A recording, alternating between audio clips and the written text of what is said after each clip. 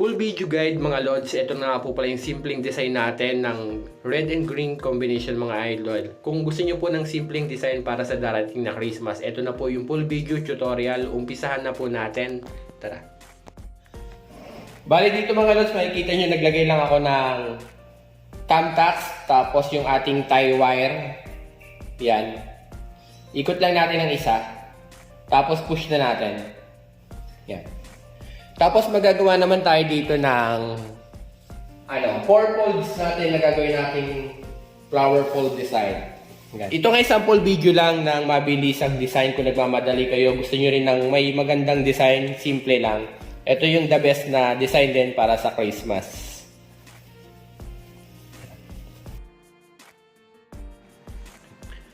At dito nga itatali lang natin siya ng tie wire mga lods dito sa pinaka-corner ng ating table.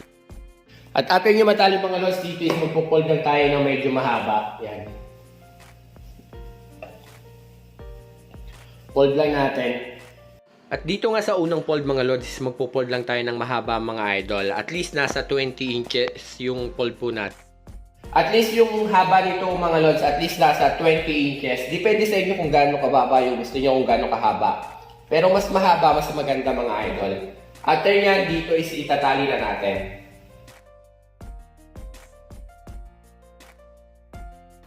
At pagkatali nyo mga lods, dito naman is magpo-fold na tayo ng gagawin nating flower fold.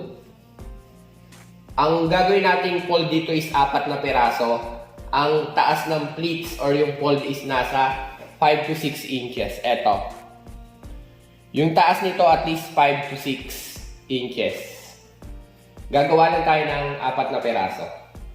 Dito nga mga lods is po-forward na natin, at least nasa 5 to 6 inches po yung pinakatali mga idol, yung pinaka-fold mga idol. Nasa sa inyo nga kung gusto nyo ng 5 folds or 4 folds, depende po sa haba ng tela nyo mga lods. After natin mabuo, yan yung 4 folds, dito is itatali na natin siya sa thumbtacks natin ulit, yung sobrang tie wire natin.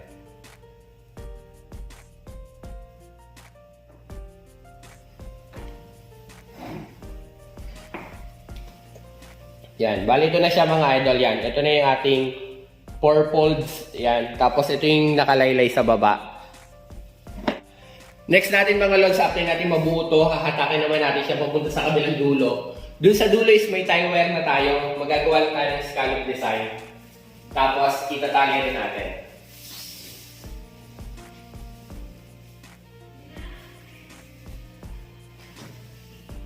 Dito sa bandang gitna,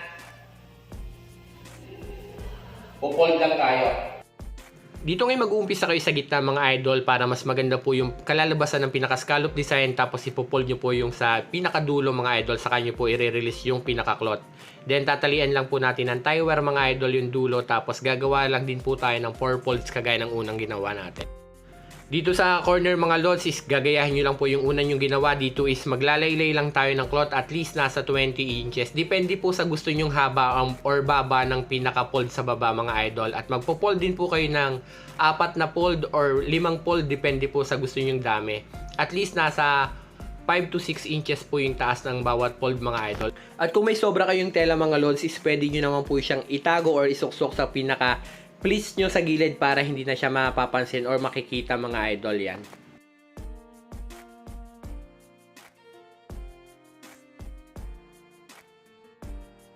Bali dito nga mga lods, simple lang yung gagawin natin dito. Dito is bubukahin lang natin siya ng diretso. Yan. Yan. Ito yung cloth. Yan. Diretso lang natin hahatakan yan. Yan lang yung pinaka simpleng design natin dito sa pinaka-table natin. Dito nga mga lods, isahatakin nyo lang po siya ng diretso hanggang sa mahatak nyo na siyang lahat. Kung sa tingin nyo is magulo po yung pagkakahatak nyo, pwede nyo naman pong ayusin yung pinaka-crumple nyan. Sa ganitong design nga is pwedeng pasigsag yung hatak or pwedeng ganitong crumple lang. Saka nyo na po siya bibilugin at hahatakin nyo na lang din po yung sa baba. At ganoon din po yung gagawin natin sa right side na corner mga lods. Hahatakin lang din po natin ng diretso, tapos yung pinaka-laylay niyan sa baba is bubukahin lang natin din po para magkaroon po ng simpleng scallop design or simpleng design po sa laylayan. At bali ito na siya mga lods, yung ating Two colors combination ng red and green yan. Perfect to sa Christmas mga idol. Dito sa pinaka top cloth, yan, dito sa top cloth natin, mas maganda dyan kung white para litaw na litaw yung design natin. Kasi wala lang tayong available na white, kaya yung blue yung nilagay natin dyan mga lods. Yan.